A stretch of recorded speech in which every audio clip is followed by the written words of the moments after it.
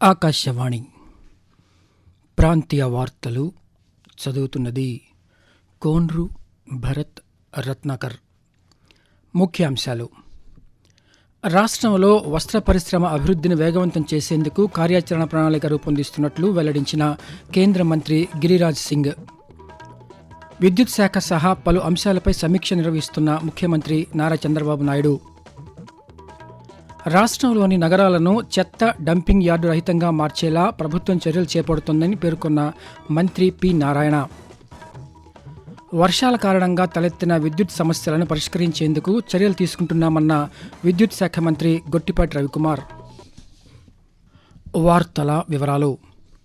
రాష్ట్రంలో 2 రోజుల పర్యటనలో భాగంగా కేంద్ర జౌళి శాఖ మంత్రి గిరిరాజ్ సింగ్ కృష్ణా జిల్లాలోని మల్లవల్లి పారిశ్రామిక వేడను ఈరోజు సందర్శించారు. ఈ సందర్భంగా ఆయన మాట్లాడుతూ దేశంలోని చేతి వృత్తి కళాకారుల నైపుణ్యాలకు ప్రపంచ మార్కెట్లలో మరింత ప్రాధాన్యం లభించేలా చర్యలు తీసుకుంటున్నామని తెలిపారు. రాష్ట్రంలో వస్త్ర పరిశ్రమ అభివృద్ధిని వేగవంతం చేసేందుకు రాష్ట్ర ప్రభుత్వంతో కలిసి భవిష్యత్ కార్యాచరణ ప్రణాళిక రూపొందిస్తున్నట్లు వెల్లడించారు.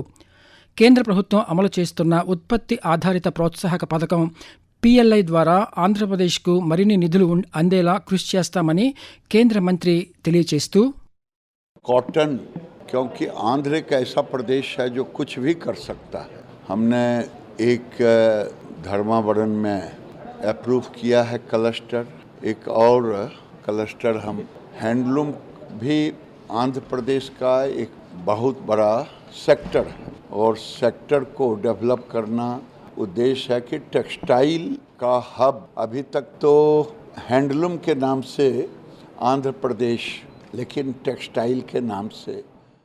అనంతరం ప్రధానమంత్రిగా నరేంద్ర మోదీ 12 సంవత్సరాలు పూర్తి చేసుకున్న అంశంపై ఆయన మాట్లాడుతూ సబ్కా సాత్ సబ్కా వికాస్ సబ్కా విశ్వాస్ అనే సూత్రాల ఆధారంగా ప్రజల అభ్యున్నతి కోసం ప్రధానమంత్రి అనేక ప్రజాహిత కార్యక్రమాలను చేపట్టారని తెలిపారు.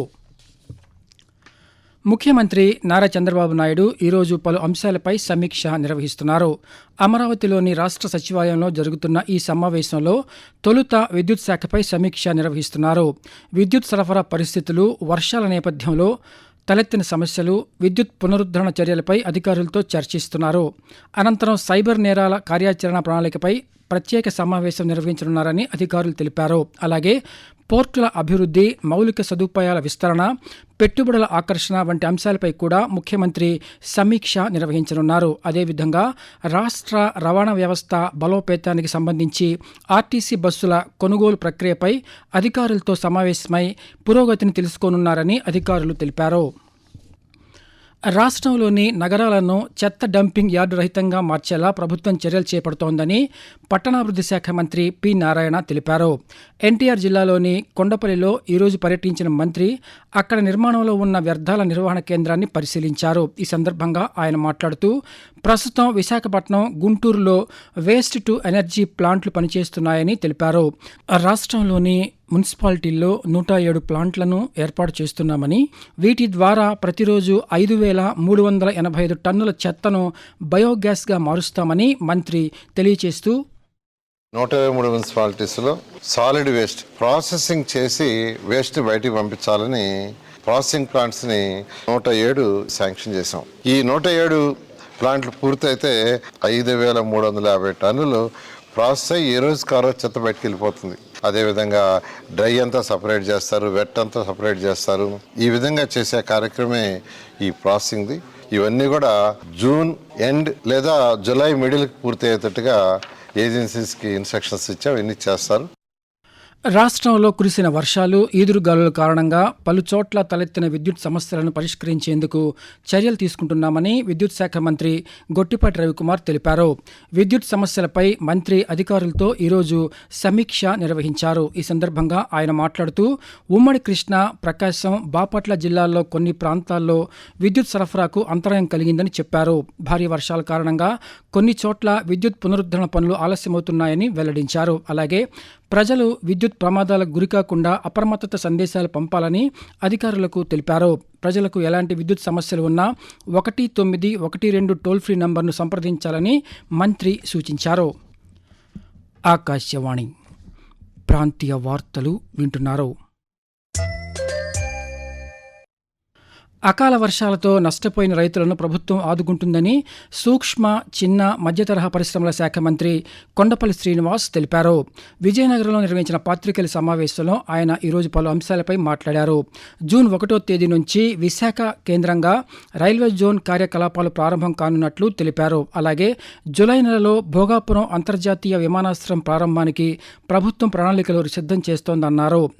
రాష్ట్రంలోని అన్ని నియోజకవర్గాల్లో ఎంఎస్ఎంఈ పార్కులు ఏర్పాటు చేస్తున్నామని, వీటిలో పరిశ్రమల స్థాపనకు పారిశ్రామికవేత్తలు ఆసక్తి చూపుతున్నారని వెల్లడించారు. అంతర్జాతీయ యోగా దినోత్సవాన్ని రాష్ట్ర ప్రభుత్వం యోగాంధ్ర 2026 పేరుతో నిర్వహించేందుకు ఏర్పాట్లు చేస్తోంది.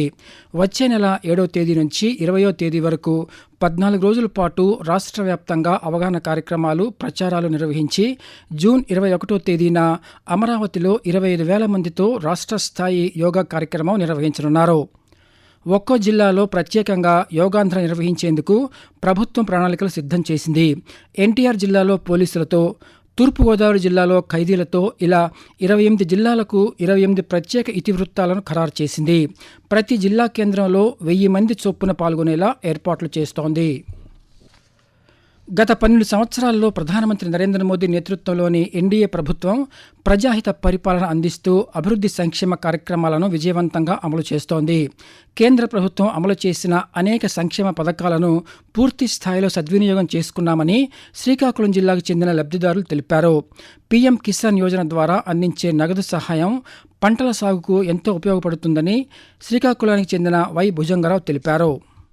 ఎన్డీఏ ప్రభుత్వం అనేక రకాలైనటువంటి కార్యక్రమాలను చేపట్టింది. అందులో ముఖ్యంగా రైతులకు ఉపయోగపడినటువంటి పీఎం కిసాన్ అనేది చాలా చేయూతనిచ్చే పథకం. ఈ పథకం 6,000 ప్రతి 4 నెలలకి 2,000 చొప్పున సంవత్సరానికి 6,000 రూపాయలు ప్రభుత్వం ఇస్తుంది. అలాగే పీఎం క్రెడిట్ కార్డ్స్ ఉన్నాయి. దీనిలో భాగంగా తక్కువ వడ్డీకి రుణాలను తీసుకొని రైతులు విత్తనాలు, ఎరువులు కొనుక్కోవడానికి అన్నిటికీ ఉపయోగపడుతుంది. అలాగే ఫసల్ బీమా యోజన, దీనికి పంట నష్టం జరిగినప్పుడు ఆ బీమా రైతులకు చాలా ఉపయోగపడుతుంది. సో ఇలా వినూత్నమైనటువంటి కార్యక్రమాలు ప్రభుత్వం చేపట్టి భారతదేశాన్ని చాలా ముందడుగుకి తీసుకెళ్లడం జరిగింది. Make in India, operation Sindoor వంటి కార్యక్రమాల ద్వారా దేశం అభివృద్ధి దిశగా ముందుకు సాగుతోందని పీజీ గుప్తా తెలిపారు. ఎన్డీఏ కూటమి భారతదేశ ప్రతిష్టని ఎంతో ముందుకు తీసుకెళ్లారు. అందులో ముఖ్యంగా మేక్ ఇన్ ఇండియా అనే మన భారతదేశంలోనే మనం వస్తువులు తయారు చేసి మనమే వాడుకునేటట్టు, తర్వాత విదేశ వ్యవహారాలు కూడా చక్కబెట్టారు. ముఖ్యంగా ఆపరేషన్ సింధూర అనేది సక్సెస్ఫుల్గా చేసి ప్రపంచ పటంకే మన భారత సత్తా చూపించారు. అదేవిధంగా నేషనల్ హైవేస్ అయితేమి విరివిగా చేశారు. వర్షాలు కురుస్తున్న నేపథ్యంలో ప్రజలు కాలానుగుణ వ్యాధుల పట్ల అప్రమత్తంగా ఉండాలని అనంతపురం జిల్లా మలేరియా నివారణ అధికారి డాక్టర్ ఓబులు సూచించారు.